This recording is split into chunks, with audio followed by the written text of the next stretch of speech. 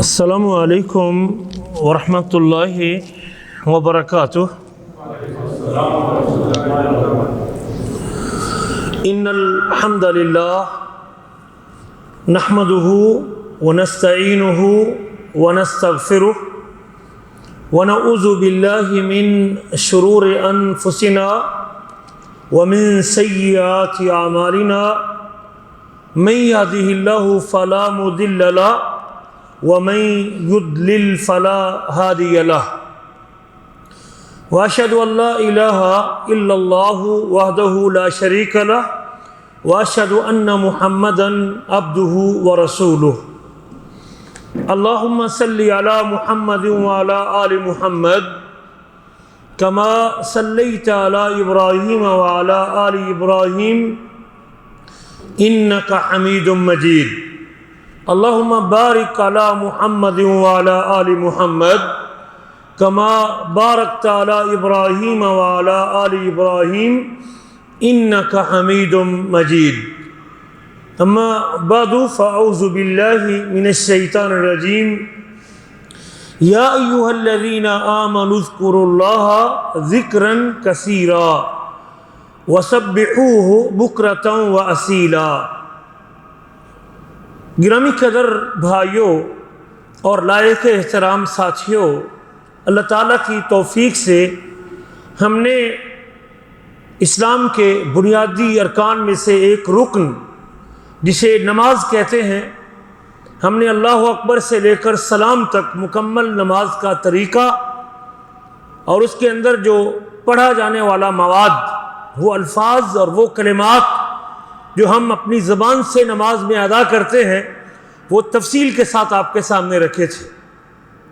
اللہ اکبر سے لے کر سلام تک جو دعائیں اور جو کلمے میرے آپ کے ہادی نماز میں پڑھتے تھے، ہم نے وہ پوری کی پوری نماز ترجمے کے ساتھ آپ کے سامنے پیش کی ہے، اس دعا کے ساتھ کہ اللہ تعالی ہمیں اسے یاد کرنے کے بعد اس کے مطابق اپنی نمازوں کو بنانے کی توفیق نصیب فرمائے۔ پھر نماز کی جو عملی مشق ہے وہ بھی ہم نے آپ کے سامنے مکمل بیان کی ہے۔ اللہ اکبر سے لے کر سلام تک جس طریقے پہ اللہ کے نبی صلی اللہ علیہ وسلم اس فریضے کو ادا کرتے تھے، آپ کس طرح پڑھتے تھے، تکبیر کے وقت ہاتھ کہاں تک اٹھاتے تھے، ہاتھ کہاں باندھتے تھے، رکوع میں کس طرح کھڑے ہوتے تھے، رکوع سے اٹھنے کے بعد کیا کیفیت ہوتی تھی، سجدہ کیسے ادا کرتے تھے، تشہد میں بیٹھنے کا طریقہ کیا ہوتا تھا، اور سلام پھیرنے تک جو نماز کے اندر جو عملی کام پریکٹیکل طور پہ جو نماز کا طریقہ ہے وہ بھی تفصیل کے ساتھ ہم نے آپ کے سامنے پچھلی مجالس میں بیان کیا ہے۔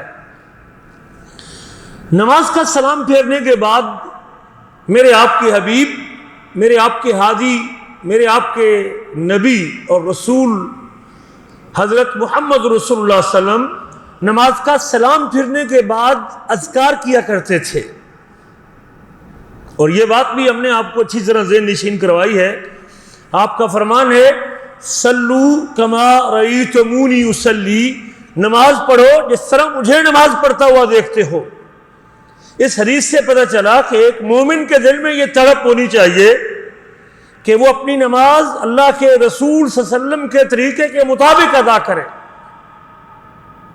تکبیر سے لے کر سلام تک نماز میں جو مواد پڑھا جاتا ہے، نماز کے اندر جو کیفیات اختیار کی جاتی ہیں، نماز جس ڈھنگ پہ پڑھی جاتی ہے، نماز جس طریقے پہ ادا کی جاتی ہے، وہ طریقہ جیسے اللہ کے نبی صلی اللہ علیہ وسلم نے اختیار کیا ہے اس طریقے کے مطابق نماز ادا کرنا یہ ہم سے مطلوب ہے، کیونکہ آپ نے حکم دیا ہے میری آپ کی مرضی کی نماز نہیں چلے گی، میرا ابا کس طرح پڑھتا تھا، میرا دادا کس طرح پڑھتا تھا، میرے والدین کس طریقے پہ پڑھتے تھے، یہ اللہ کے ہاں قبولیت کا یہ معیار نہیں ہے۔ رب ذوالجلال کے ہاں قبولیت کا معیار، عمل کی قبولیت کا معیار، جسے دیکھ کے آپ اپنے اعمال کو درست کر سکتے ہیں، آپ اپنی نمازوں کو ٹھیک کر سکتے ہیں، آپ اپنے عبادت کو صحیح طرز پہ ادا کر سکتے ہیں، وہ صرف ایک نام ہے۔ کیا نام ہے وہ؟ جی کیا نام ہے جس کے طریقے پہ آپ اللہ کے عمل قبول ہوتا ہے؟ حضرت محمد رسول صلی اللہ علیہ وسلم ہے۔ رب ذوالجلال کے ہاں قبولیت کا معیار حضرت محمد صلی اللہ علیہ وسلم ہے۔ میرا آپ کا عمل، میری آپ کی عبادت، ہمارا آپ کا حج و عمرہ، ہماری ذکر و تسبیح اگر رسول اللہ صلی اللہ علیہ وسلم کے طریقے پہ ہے، اللہ کے نبی صلی اللہ علیہ وسلم جس طرز پہ ادا کرتے تھے یا جس طریقے پہ پڑھتے تھے، اگر اس طریقے پہ میری عبادت ہے تو اللہ کے ہاں قابل قبول ہے۔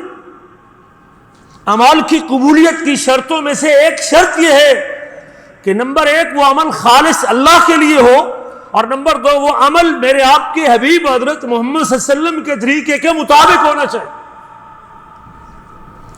اور ہم نے کئی دفعہ اس کی طرف اشارہ بھی کیا اور آپ کو بتایا بھی، صرف یہ احساس بیدار کرنے کے لیے کہ مجھے غفلت میں نہیں جینا چاہیے، جیسے میں نے سنی سنائی ہے اس پہ اکتفا نہیں کرنا چاہیے۔ اگر چاہتا ہوں کہ قیامت کے دن میرے عمل کا، میری نمازوں کا، میرے رکوع کا، میرے قیام کا، میرے سجدوں کا، میرے اذکار کا، میرے حج عمرے کا پورا ثواب مجھے ملے، تو مجھے اس کا ایک ایک جزء، ایک ایک واجب، ایک ایک سنت ادا کرنے سے پہلے یہ غور کرنا چاہیے کہ میرے حبیب اور میرے ہادی اس عمل کو کس طرح کرتے تھے۔ یہ ذہن میں بٹھا لیجئے میرے عزیزوں، اور اس کی تلاش میں رہا تھا۔ عمل کی قبولیت کی شرطوں میں سے ایک شرط یہ ہے کہ وہ پیارے نبی محمد صلی اللہ علیہ وسلم کے طریقے کے مطابق ہو۔ ایک ہی نام ہے قیامت تک کے لیے، اور یہ پلے باندھ لیں۔ لوگ بھلے جس کو مرضی اختیار کریں، وہ ان کا معاملہ ہے، لیکن ایک مومن کی ذمہ داری یہ بنتی ہے کہ رب کے بعد مخلوق میں سے اگر کسی کی محبت اپنے دل میں سما سکتا ہے، پوری مخلوق میں سے سب سے زیادہ اگر کوئی شخصیت محبت کی حقدار ہے تو وہ کس کی شخصیت ہے؟ حضرت محمد صلی اللہ علیہ وسلم کی شخصیت ہے۔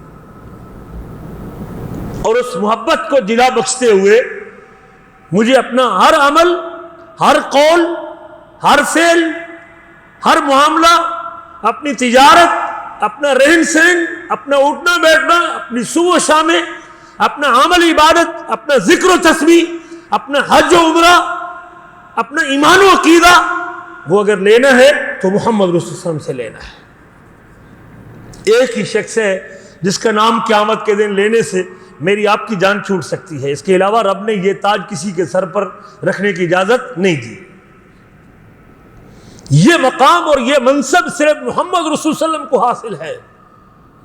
لوگ اگر یہ آپ کا حق چھین کے مخلوق میں سے کسی کو دیتے ہیں اور اس کے طریقے پہ نماز اور ذکر اور فلاں اور فلاں اور فلاں، نہیں میرے عزیزو، یہ اللہ کے رسول کے ساتھ حق تلفی ہے۔ یہ منصب صرف ایک شخصیت کا حق ہے، اور جس کا نام محمد رسول صلی اللہ علیہ وسلم ہے۔ پیارے رسول صلی اللہ علیہ وسلم سلام پھیرنے کے بعد کچھ اذکار کرتے تھے۔ ذکر عبادت ہے، جس طرح نماز عبادت ہے، جس طرح روزہ عبادت ہے، جس طرح زکوٰۃ عبادت ہے، جس طرح حج عبادت ہے، اسی طرح ماں باپ کی خدمت عبادت ہے، درود پڑھنا عبادت ہے۔ ان عبادتوں میں سے ایک عبادت اللہ کا ذکر بھی ہے۔ اللہ قرآن میں کہتے ہیں اعوذ باللہ من الشیطان الرجیم یا ایہا الذین آمنوا اذکروا اللہ ذکرا کثیرا، ایمان والو کثرت سے اللہ کا ذکر کیا کرو۔ جن عبادتوں کو اللہ تعالیٰ نے، عبادتوں میں سے جس عبادت کا رب ذوالجلال نے کثرت سے کرنے کا حکم دیا ہے وہ ذکر ہے۔ ہاں نماز کا حکم موجود ہے لیکن کثرت سے نماز پڑھنے کا حکم تو نہیں ہے نا۔ زکوٰۃ کا حکم موجود ہے لیکن کثرت سے زکوٰۃ دینے کا حکم تو نہیں ہے نا۔ روزے کا حکم محدود ہے تو محدود عبادت 30 دنوں تک فرض روزہ ہے نا، آگے نفلی عبادت ہے۔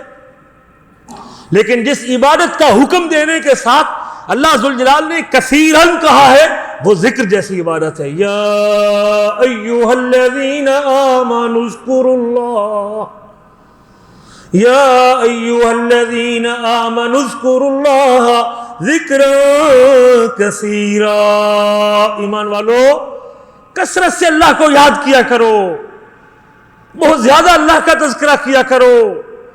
اپنی زبان کو اللہ کے ذکر سے تر رکھا کرو. وَسَبِّحُوهُ بُكْرَةً وَأَصِيلًا، اور صبح و شام اللہ کی تسبیح بیان کیا کرو. یہ آئے گا اگلا موضوع. میرے آپ کے رسول صلی اللہ علیہ وسلم صبح اور شام سورج کے طلوع ہونے سے پہلے اور نماز فجر کے بعد صبح کے ٹائم پہ اللہ کی کس طرح تسبیح کرتے تھے اور شام کو اللہ کی کیسے تسبیح کرتے تھے. 28 کے قریب ذکر اللہ کے رسول صلی اللہ علیہ وسلم صبح اور شام، ہر صبح اور ہر شام کو کیا کرتے تھے. ان اذکار میں سے جو وقت اللہ کے نبی نے اذکار کچھ مخصوص ذکر ہیں جس کو اوقات کے ساتھ نبی کریم صلی اللہ علیہ وسلم نے جوڑ کے ذکر کیا ہے. کچھ کے لیے اوقات مقرر کیے ہیں، کچھ کے لیے کلمات مقرر کیے، کچھ کے لیے تعداد مقرر کی ہے، اور کچھ مطلقاً ذکر ہے جس کا کوئی وقت مقرر نہیں ہے. صبح سے لے کر شام تک آپ کر سکتے ہیں، دن رات آپ کر سکتے ہیں، 24 گھنٹے آپ کر سکتے ہیں، ہفتے کے 7 دن آپ کر سکتے ہیں، دن رات آپ کر سکتے ہیں. کچھ مخصوص اذکار ہیں جیسے سونے کے اذکار ہیں، صبح کے اذکار ہیں، شام کے اذکار ہیں، نماز کے بعد کے اذکار ہیں. یہ وہ مخصوص اذکار ہیں جو اللہ کے نبی صلی اللہ علیہ وسلم کیا کرتے تھے. کہ رسول صلی اللہ علیہ وسلم یہ مخصوص اذکار، کپڑا پہننے کا ذکر ہے، مسجد سے نکلنے کا ذکر ہے، مقید ہے، کھانا کھانے سے پہلے کا ذکر ہے، کھانے کے بعد کا ذکر ہے، گھر سے نکلنے کا ذکر ہے، مسجد میں جانے کا ذکر ہے. مخصوص اذکار. کچھ کی تعداد آپ نے محدود کی ہے کہ اتنی تعداد میں آپ کر سکتے ہیں، اس میں آپ کمی بیشی نہیں کر سکتے. آپ اس تعداد اس وقت کے پابند ہیں، اس کے وقت اور تعداد کو آپ چینج نہیں کر سکتے. یہ عبادت ان مخصوص اوقات کے اذکار میں سے کچھ ذکر میرے آپ کے نبی صلی اللہ علیہ وسلم نماز کا سلام پھرنے کے بعد کیا کرتے تھے.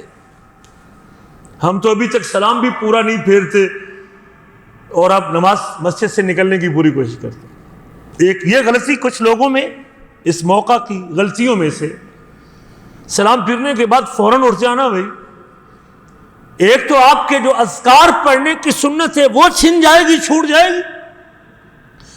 دوسرا ایک بہت بڑا خسارہ جو آپ کو ہوگا نماز کا سلام پھرنے کے بعد فوری اٹھنے کے ساتھ، وہ خسارہ کیا ہے؟ میرے آپ کے حبیب فرماتے ہیں ما دام الرجل فی مصلاہ الذی صلی فی، جتنی دیر تک آدمی اپنی جائے نماز پر بیٹھا رہتا ہے اور اپنی جائے نماز پر بیٹھا ہوا، خالی بیٹھا ہوا ہے، بھلے ذکر نہیں کر رہا، صرف اپنے مصلی پہ جہاں اس نے نماز ادا کی تھی وہاں تشریف فرما ہے، ما زالت الملائکۃ تصلی علیہ وتقول اللہم اغفر لہ وارحمہ. آسمان پہ ملائکہ اس بندے کے لیے جو فرض ادا کر کے اپنی جائے نماز پہ بیٹھا ہوا ہے، نماز پڑھنے کے بعد اپنی جگہ پہ خالی بیٹھا ہوا ہے، مسلسل آسمان کے فرشتے اس کے لیے مغفرت اور رحمت کی دعا کرتے رہتے ہیں، یا رب اس بندے پہ رحم کر دے، یا رب اس بندے کو معاف کر دے. ملائکہ کتنی تعداد میں ہیں بھائی، اللہ کی کتنی بڑی مخلوق ہے. حدیث میں آتا ہے کہ آسمان ملائکہ سے بھرا ہوا ہے. اتت السماء، آسمان کی چیخیں نکلتی ہیں. آسمان یہ 500 سال کی موٹائی کا آسمان ہے اور یہ ملائکہ کے وزن سے یہ چیختا ہے.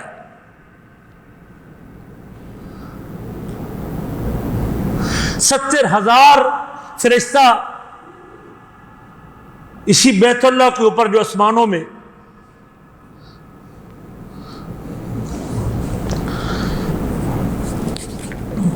اللہ کا گھر ہے، 70,000 فرشتہ اس کا طواف کرتا ہے. اللہ اکبر کبیرہ، عبادت کرتا ہے اس میں جا کے. اور جو ایک مرتبہ وہاں عبادت کے لیے چلا جائے گا دوبارہ اس کی باری نہیں آئے گی زندگی بھر کے. اتنی تعداد میں ملائکہ موجود ہیں.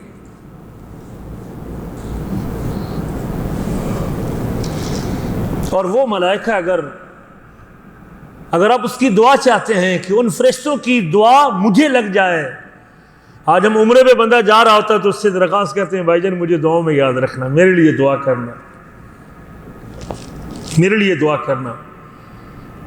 ہم لوگوں سے درخواست کرتے ہیں، نیک بندوں سے درخواست کرتے ہیں، لیکن کتنا خوش نصیب وہ آدمی ہے جو فرض ادا کر کے اپنے جائے نماز پہ بیٹھا ہے اور آسمان پہ فرشتے اس کے لیے کہتے ہیں اللہ تعالیٰ سے یا رب اس بندے پہ رحم کر دے اور اس بندے کی بخشش کر دے۔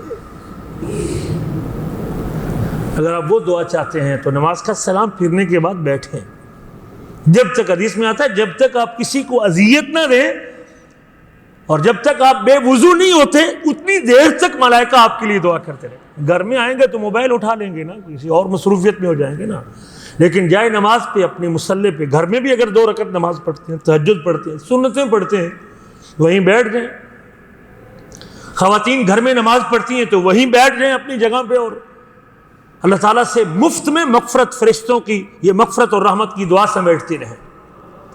گناہوں کی معافی کے اسباب میں سے ایک سبب یہ بھی ہے کہ آپ اپنی جائے نماز پہ بیٹھے رہیں اور آپ کے گناہ ڈیلیٹ ہوتے رہیں گے، کم ہوتے رہیں گے۔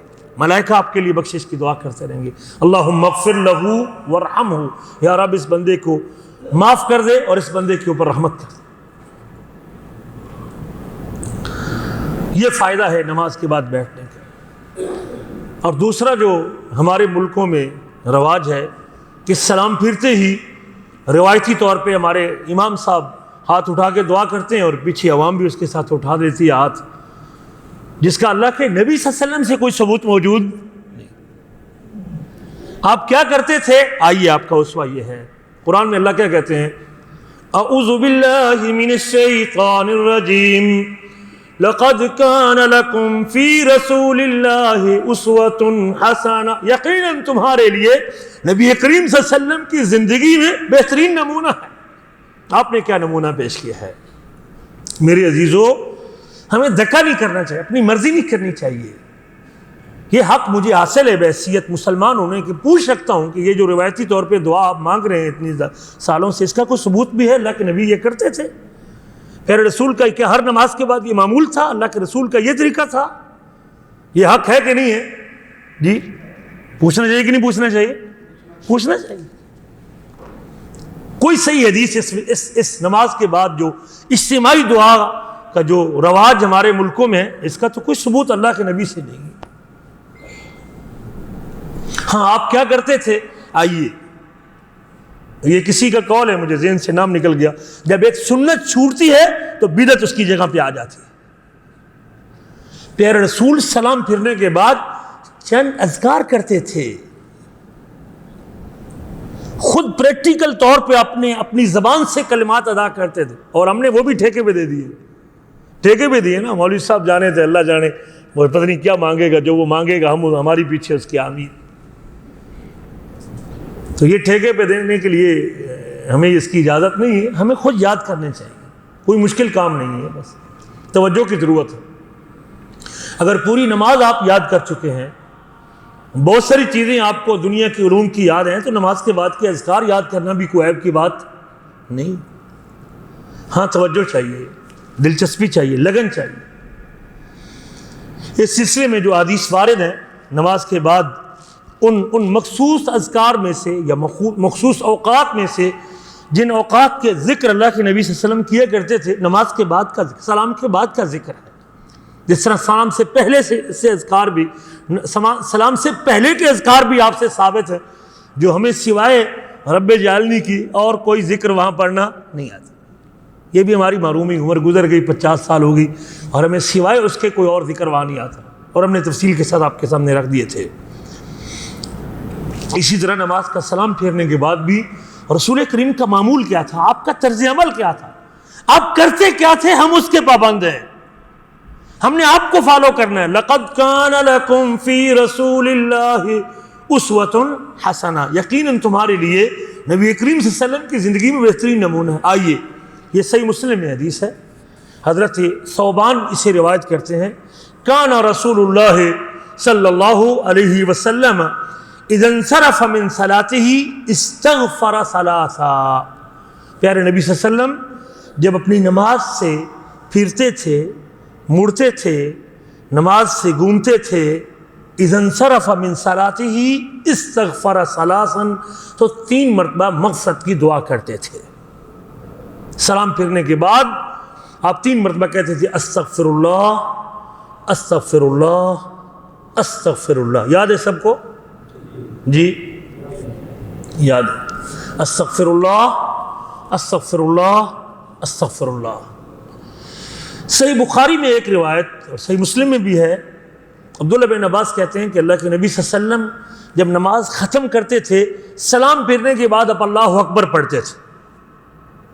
ما كنا نعرف انقضاء صلاۃ رسول اللہ صلی اللہ علیہ وسلم، ہم اللہ کے نبی صلی اللہ علیہ وسلم کی نماز کا اختتام تکبیر کے ذریعے پہچانتے تھے، اور بعض روایتوں میں ذکر کے ذریعے پہچانتے تھے۔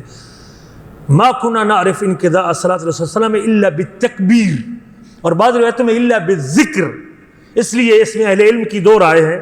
کچھ اہل علم کہتے ہیں کہ سلام پھرنے کے بعد اللہ اکبر کہنا چاہیے اور پھر 3 بار استغفار کرنا چاہیے، اور کچھ اہل علم کہتے ہیں کہ نہیں، آپ کوئی بھی ذکر کا کلمہ اگر لے لیں گے، جیسے استغفر اللہ ہے، کوئی بھی، یہ بھی ایک ذکر ہے، لہذا چونکہ بعض روایتوں میں ذکر کے الفاظ میں اور بعض میں تکبیر کے الفاظ ہیں، اور تکبیر اللہ اکبر کو ہی کہتے ہیں، تو اس لیے ہمیں تو یہی بات درست لگتی ہے کہ اللہ اکبر پڑھ کے پھر باقی ذکر کرنے چاہیے۔ اللہ اکبر، استغفر اللہ استغفر اللہ استغفر اللہ، 3 بار آپ استغفار کرتے تھے، اللہ سے مغفرت کی دعا کرتے تھے، اور یہ بہت ساری جگہوں پہ آپ کو ملے گا۔ اللہ کے نبی صلی اللہ علیہ وسلم کیوں استغفار کرتے تھے اس کی تفصیل بھی آگے آ رہی۔ وقال اللہم انت السلام ومنک السلام تبارکت یا ذی الجلال والاکرام۔ یاد ہے سب کو؟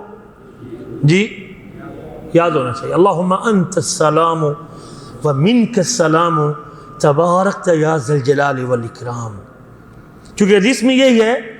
حضرت ثوبان کہتے ہیں کہ اللہ کے نبی 3 مرتبہ استغفار کرتے تھے، لیکن استغفار کا طریقہ کیا تھا، کلمات کیا تھے، الفاظ کیا تھے؟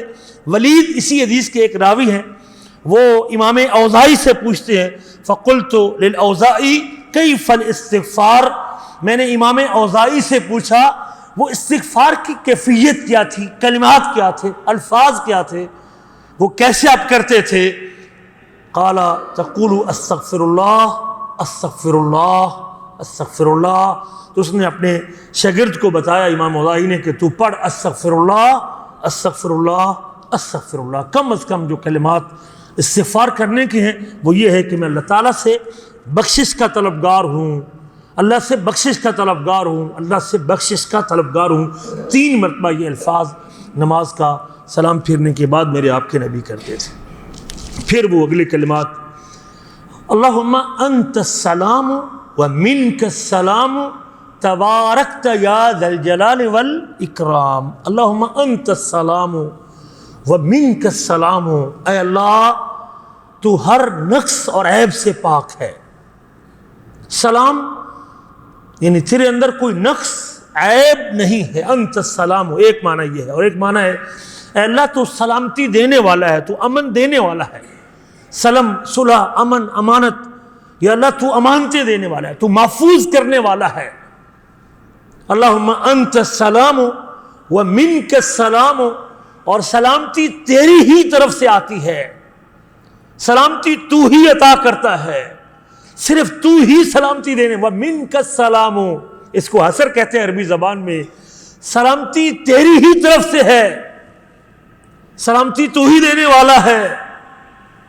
تبارکتا یا ذی الجلال والاکرام، تو بڑا بابرکت ہے، تبارکتا یا ذی الجلال والاکرام، تو بڑا بابرکت ہے، اے عزت و اکرام والے، اے عزت و اکرام والے۔ یہ ذکر ہے جو میرے آپ کے نبی صلی اللہ علیہ وسلم نماز کا سلام پھرنے کے بعد 3 مرتبہ استغفار کرتے اور پھر یہ ذکر پڑھتے تھے۔ سلام کیا ہے؟ یہ اللہ کے ناموں میں سے ایک نام ہے، اور جن ناموں کا ذکر کر کے اللہ نے ہم کو اپنی کتاب میں دعا کرنے کا حکم دیا ہے۔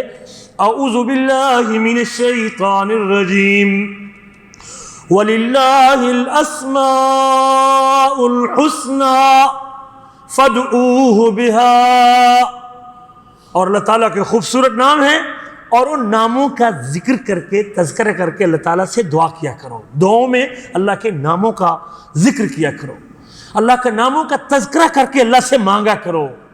اللہ نے حکم دیا ہے، اللہ کے خوبصورت نام ہیں، ان ناموں کے واسطے سے مانگا کرو۔ دعا کے اندر واسطے کی بہترین صورت یہ ہے کہ اللہ کے ناموں کا ذکر کریں. یا رحمان تو رحم کر دے، یا کریم تو کرم کر دے، یا سلام تو امن دے دے، سلامتی عطا کر دے، یا غفور تو بخش دے، یا غفار تو معاف کر دے، یا رحیم تو رحم کر دے،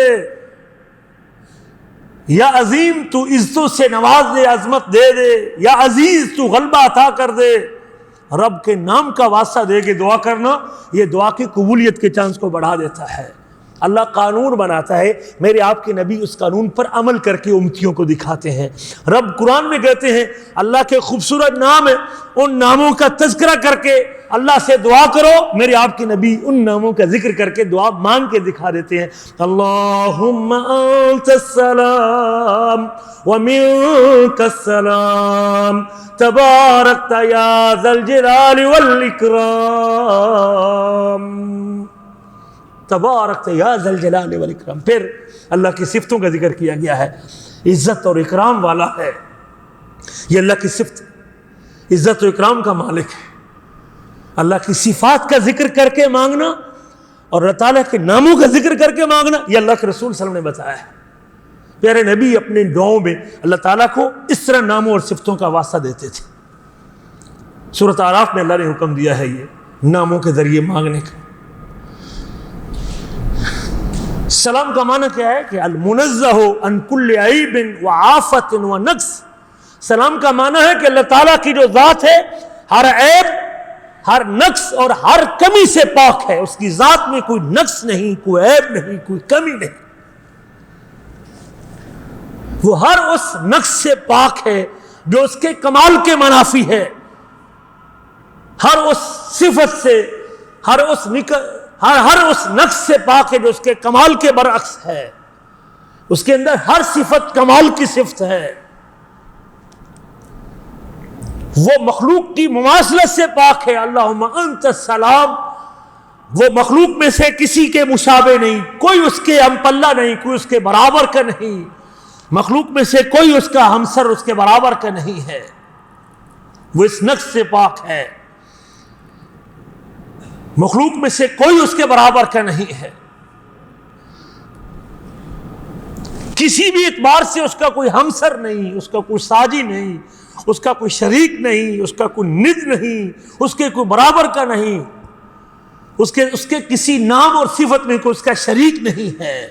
اللہم انت السلام، یہ ایک لفظ ہے السلام جس کا یہ مطلب ہے، بڑا وسیع مفہوم رکھتا ہے اپنے اندر. یا رب تو ہر نقص سے پاک، ہر عیب سے پاک، تیری صفتیں کمال کی ہیں اور تیری صفات میں کوئی شامل نہیں ہے، مخلوق میں سے کوئی تیرے برابر کا نہیں. اللہم انت السلام ومنک السلام.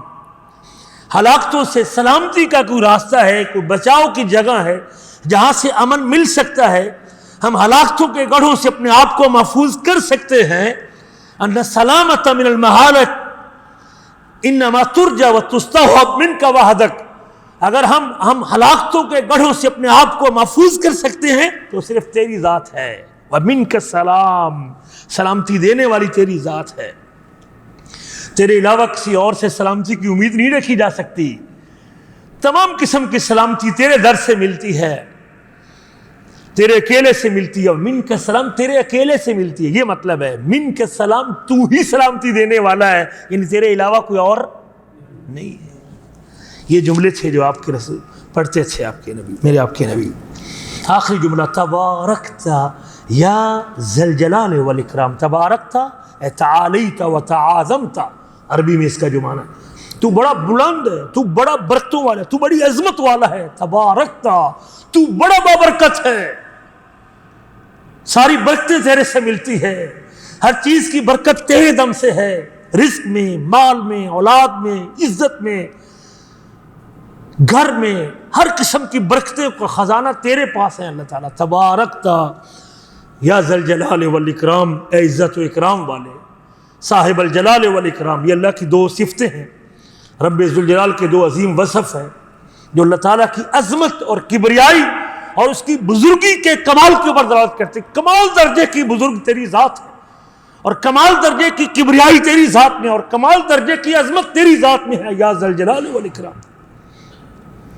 اور تیرے اندر یہ صفت کثرت سے پائی جاتی ہے. تیری عطائیں بہت زیادہ ہیں, تیرے دینے کے خزانے بڑے وسیع ہیں.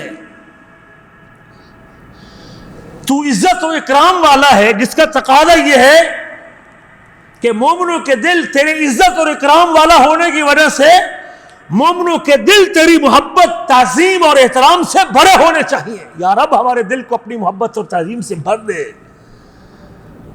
کہتے ہیں یہ ذل جلال والاکرام جو کلمات ہیں نا, یہ بندوں پر واجب کرتے ہیں اس بات کو کہ ان کا دل اللہ کی محبت سے, تعظیم سے اور احترام سے بھرا ہونا چاہیے.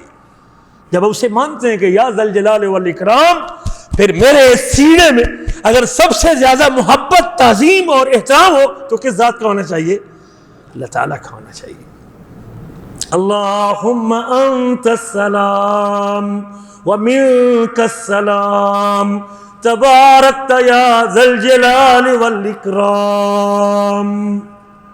ان کلمات کو پڑھتے وقت ذرا دل تھام کے اور دل سے پڑھا کریں, اتر جایا کریں, آپ سینے میں اتارا کریں ان جملوں کو. آپ کا دل اللہ کی محبت سے لبریز ہونا چاہیے ان کلمات کو پڑھتے وقت. نہیں یہ تو کوئی بات نہیں, اللہم انت السلام کا سلام تبارک, یہ کوئی باتیں کرنے والی, یہ بات کرنے کا انداز ہے. آپ کا بیٹا, آپ کا شاگرد آپ سے اس طرح بات کرے گا تو آپ اسے برداشت کریں گے؟ ہم مالک الملک کے سامنے اگر اس طرح بات کریں, اور میں نے بتایا تھا اللہ اکبر سبحانک اللہم وبحمدک تبارک اسمک وتعالی جدک ولا الہ غیرک اعوذ باللہ من الشیطان الرجیم بسم اللہ الرحمن الرحیم. بات کرنے کا طریقہ یہ, دل جمی سے بات کریں, ایک ایک کلمے پہ رک کے بات کریں. آپ اللہ تعالیٰ سے محو گفتگو ہے, کتنی بڑی ذات سے آپ. ہم تو اپنے باس اور بڑے سربراہ کے سامنے, کسی بڑے شخص کے سامنے بات کرتے ہوئے لوگ اچھے خاصے مقرر بھی بات کرتے ہوئے ڈرتے ہیں, یار کوئی جملہ مجھ سے غلط نہ ہو جائے اس کی موجودگی میں. ہوتا ہے کہ نہیں ہوتا؟ یہ بڑا آدمی ہے اور میں ذرا سلیقے سے, بعض اوقات بندہ بات ہی نہیں کر پاتا ان کے سامنے, ان کے روب اور داب کی وجہ سے. ہم مالک الملک کے سامنے اس قسم کا انداز اختیار کرتے ہیں جو اس کی شان کے منافی ہے.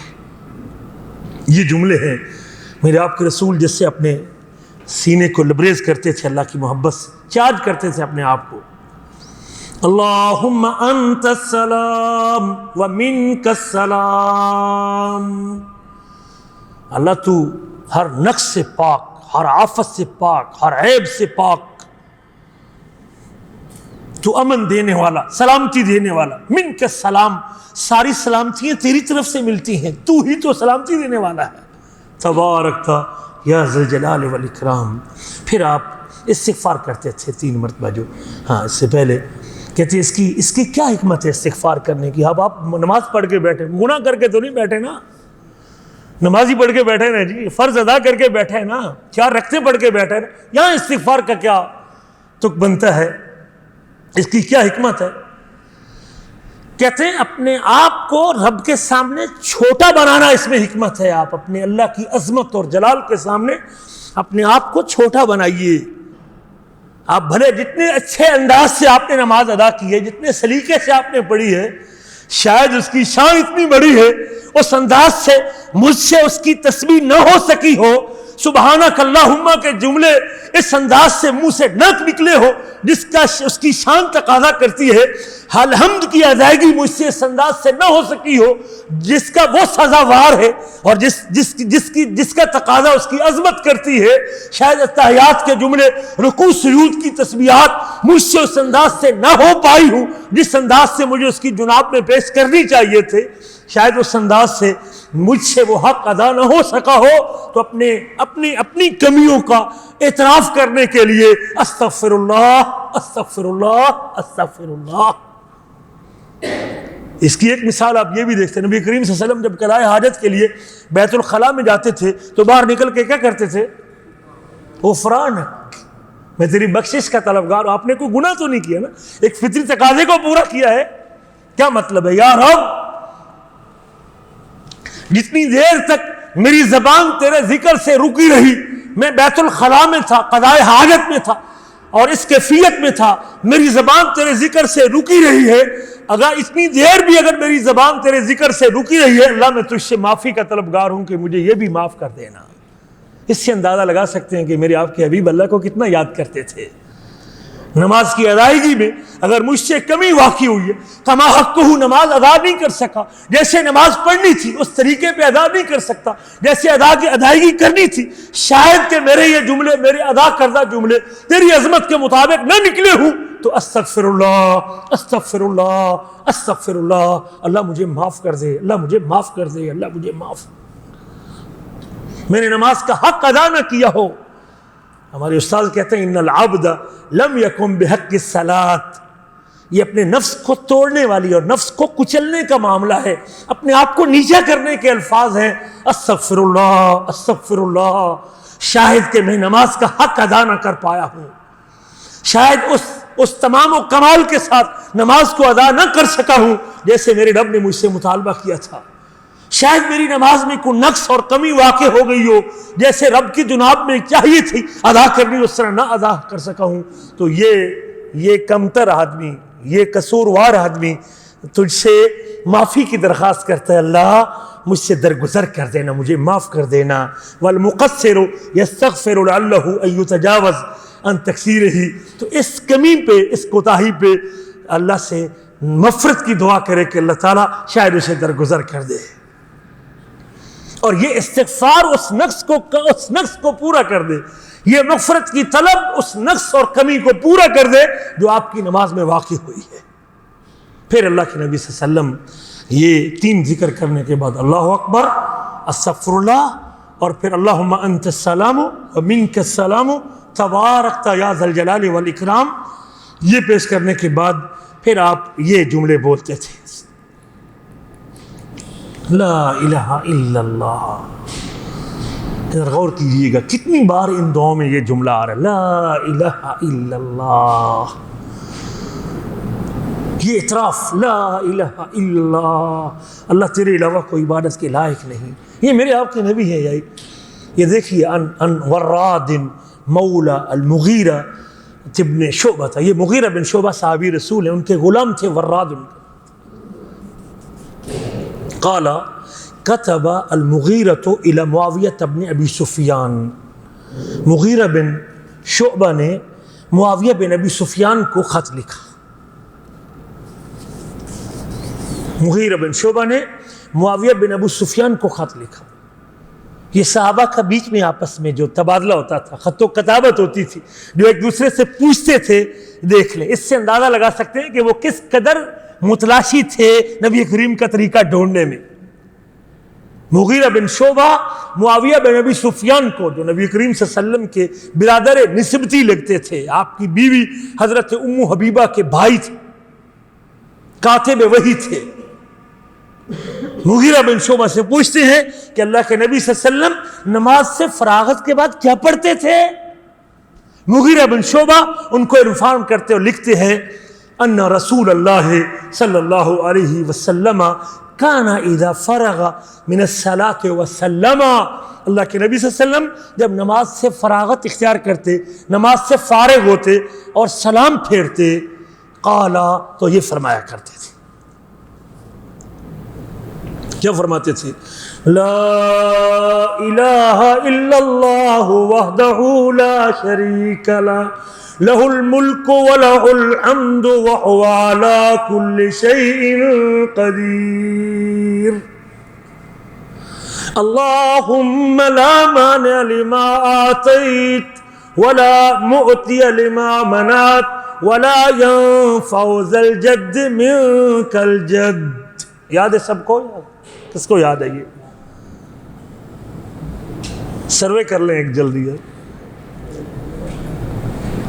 سبحان اللہ۔ کان ان رسول اللہ صلی اللہ علیہ وسلم کان اذا فرغ من الصلاۃ وسلم، اللہ کے نبی صلی اللہ علیہ وسلم جب نماز سے فارغ ہوتے اور سلام پھیرتے، وسلم سلام پھیرتے، قالا، تو یہ کہا کرتے تھے، کانا اذا فرغ، جب کسی فعل کے اوپر کانا لگتا ہے تو اس کے استمرار کا تقاضا کرتا ہے کہ دائمی طور پہ آپ کا معمول تھا یہ، کانا اذا فرغ، جب فارغ ہوتے تھے۔ یہاں تو اجتماعی دعا کا کوئی ذکر نہیں مل رہا بھائی، جو ہمارے ملکوں میں رائج ہے، نماز کا سلام پھرنا۔ یہ الفاظ میں اس لیے آپ کے سامنے پڑھ رہا ہوں تاکہ آپ کو تسلی ہو جائے کہ اللہ کے رسول کا معمول کیا تھا بھائی، کان اذا فرغ من الصلاۃ وسلم قال لا الہ الا اللہ وحدہ لا شریک له له الملك وله الحمد وهو على كل شيء قدير اللهم لا مانع لما أعطيت ولا معطي لما منعت ولا ينفع ذا الجد منك الجد. ہاں اب یہ دعا یاد کروائیں. ہمارے کچھ احباب جب نماز پڑھاتے ہیں فوری طور پہ لوگوں کو یہ دعا یاد کروانی چاہیے. بھائی آپ اگر امام ہیں, آپ کو لوگوں نے آگے کیا ہے, تو آپ کو یہ سنت زندہ کرنی چاہیے نا, اللہ کے رسول کا معمول پیش کرنا چاہیے نا. ورنہ قیامت کے دن اگر محمد کریم نے مقدمہ ظاہر کر دیا رب کی عدالت میں کہ میرا تو یہ طریقہ تھا, تو اجتماعی دعا کر کے اٹھ جاتا تھا, بھاگ جاتا تھا, تو کیا جواب ہے میرا اس میں؟ لا الہ الا اللہ وحدہ لا شریک لہ لہ الملک.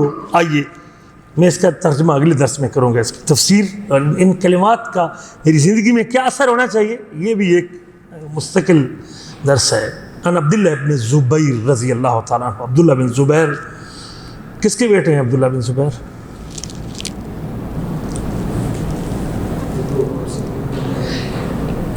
عبداللہ بن زبیر کس کے بیٹے ہیں؟ زبیر کے. زبیر کون ہے؟ نہیں, ہاں ٹھیک. زبیر ابن عوام یہ عشرہ مبشرہ میں سے ایک. 10 وہ لوگ جن کو اللہ کے نبی صلی اللہ علیہ وسلم نے دنیا میں جنت کی بشارت دی, ان میں ایک نام حضرت زبیر کا بھی ہے. زبیر ابن عوام جس کو کہتے ہیں, یہ ان کے بیٹے ہیں عبداللہ, عروہ بن زبیر اور عبداللہ بن زبیر. یہ حضرت زبیر ابو بکر صدیق کے داماد تھے. آپ کی بیٹی حضرت اسماء بنت ابی بکر ان کی بیوی تھی. یہ عبداللہ حضرت ابو بکر صدیق کے کیا لگے؟ نواسے لگے. بھائی نواسے لگے نا, یہ نواسے لگے عبداللہ حضرت ابو بکر صدیق کے.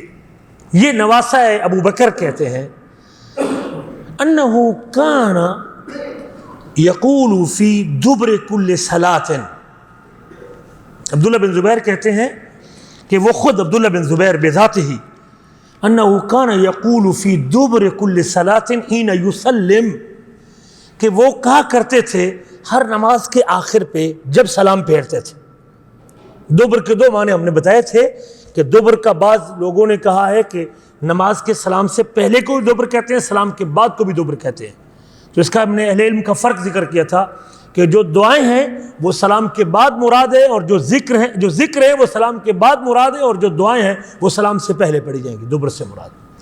تو نماز کے, اور یہاں وضاحت موجود ہے کہ نماز کے اختتام پہ فی دبر کل صلاۃ. کل صلاۃ کا معنی جی آپ کریں ترجمہ, پھر مجھے آپ کہیں گے ہر نماز کے بعد. ہر نماز کے بعد. بھائی عبداللہ بن زبیر, یہ خود عبداللہ بن زبیر کی بات ہو رہی ہے. عبداللہ بن زبیر ہر نماز کے بعد جب سلام پھیرتے تھے یہ کلمات پڑھتے تھے, لا الہ الا اللہ وحدہ لا شریک لہ لہ الملک ولہ الحمد وہو علی کل شیء قدیر. یہ تو آپ کو یاد ہے سب کو, میرے اس کے اوپر تو زور لگانے کی ضرورت نہیں. اگلا جملہ ہے جو شاید کس کو یاد ہے, اگلا جملہ جو اس سے آگے والا ٹکڑا کس کو یاد ہے؟ بھائی یہ آپ کا امتحان ہے انشاءاللہ. آپ دیکھتے ہیں کتنے لوگ یاد کرتے ہیں. شاباش, بہت اچھا. لا حول ولا قوة الا باللہ لا الہ الا اللہ ولا نعبد الا ایاہ لہ النعمت ولہ الفضل ولہ الثناء الحسن لا الہ الا اللہ مخلصین لہ الدین ولو کرہ الکافرون. کتنی بار لا الہ الا اللہ اسی ذکر میں کتنی بار لا الہ الا اللہ؟ 3 بار ہے بھائی. لا الہ الا اللہ 1, وحدہ لا شریک لہ لہ الملک ولہ الحمد وهو على كل شيء قدیر لا حول ولا قوة الا باللہ لا الہ الا اللہ.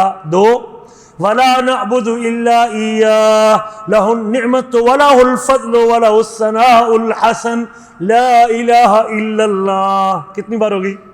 3 مخلصین لہ الدین ولو کرہ الکافرون. اس کی وضاحت بھی ہم اس کا معنی اگلے درس میں ذکر کریں گے. ان کلمات کا یہ بار بار لا الہ کے بعد کبھی وحدہ لا شریک لہ ہے، کبھی ولا نعبد الا ایاہ ہے، اور کبھی مخلصین لہ الدین ہے. تو ان تینوں کا معنی یہاں کیا بنتا ہے، یہ بھی ایک تفصیل طلب بات ہے. لیکن اگلے درس صرف آپ حضرات یہ 8 دن تک یاد کر لیں تو بڑی بات ہے. اگر آپ میں سے کوئی یاد کرے گا تو وہ تو انعام کا مستحق ہے جس نے پہلے یاد نہ کیا ہو. آئیے، عبداللہ بن زبیر کا یہ معمول تھا. صحیح مسلم میں حدیث رواہ مسلم، اور پچھلی روایت جو گزری ہے وہ بخاری مسلم دونوں میں. وقال، اور کہا عبداللہ بن زبیر نے، یہ ان کا معمول تھا، عبداللہ بن زبیر کا معمول تھا. کان رسول اللہ صلی اللہ علیہ وسلم یحلل بہن دبر کل صلاۃ. اللہ کے نبی ہر نماز کے بعد ان کلمات کو پڑھتے تھے. دبر کل صلاۃ، ہر نماز کے بعد. دن میں 5 نمازیں ہیں، ہر نماز کے بعد میرے آپ کے نبی صلی اللہ علیہ وسلم ان کلمات کو پڑھتے تھے. یحلل بہن، اللہ کی تحلیل کرتے، لا الہ الا اللہ پڑھتے تھے. ان زبان کے ساتھ اللہ کی تحلیل ذکر کرتے تھے، ان کلمات کے ساتھ کرتے تھے ہر نماز کے بعد. مجھے زندگی میں اگر 50 سال بیت گئے اور نبی کریم ہر نماز کے بعد پڑھا ہو اور ہمیں ابھی تک یاد ہی نہ ہوا ہو، کوئی نقص ہے کہ نہیں؟ یہ نقص تو رہے گا نا. آئیے اس نقص کی اگر ازالہ کرنا چاہتے ہیں تو ان کلمات کو یاد کیجئے میرے عزیزوں. یہ ہے سنت اللہ کریم. سلام پھیرنے کے بعد کوئی بیٹھ کے دل جمی کے ساتھ پڑھے، مزے لے کے پڑھے. ان کلمات کو میں بتاؤں گا معنی اگلے درس میں. اس میں کیا لذت ہے ان کلمات، اللہ کتنا خوش ہوتا ہے ان کلمات کے ادا کرنے سے. یہاں 3 مرتبہ اسی میں یہ ذکر موجود ہے، لا الہ الا اللہ، اس کا تکرار موجود ہے، اور اس کے بعد آگے تاکید اس کی موجود ہے. یہ تفصیل اگلے درس میں ذکر کریں گے. یہ اس دعا کے ساتھ کہ اللہ تعالیٰ مجھے اور آپ کو سمجھنے کے بعد عمل کرنے کی توفیق. یہ دونوں جو دعاؤں کا معنی ہے. پھر اس کے بعد اللہ کے رسول صلی اللہ علیہ وسلم تسبیحات کی طرف آتے تھے. یہ 4 ذکر کرنے کے بعد پھر تسبیحات ہے، سبحان اللہ اور الحمدللہ، اور اس کے فضائل اور اس کی جو اوصاف ہیں. 4 طریقے ان تسبیحات کے پڑھنے کے، لیکن یہ اگلے درس میں. لیکن پہلے ان دونوں کا جو معنی ہے وہ اگلی مجلس میں ذکر کریں گے. ہمارا ٹائم چونکہ مکمل ہو چکا ہے، تو آپ کے ذمہ یہی ہے کہ آپ اس کو یاد کریں.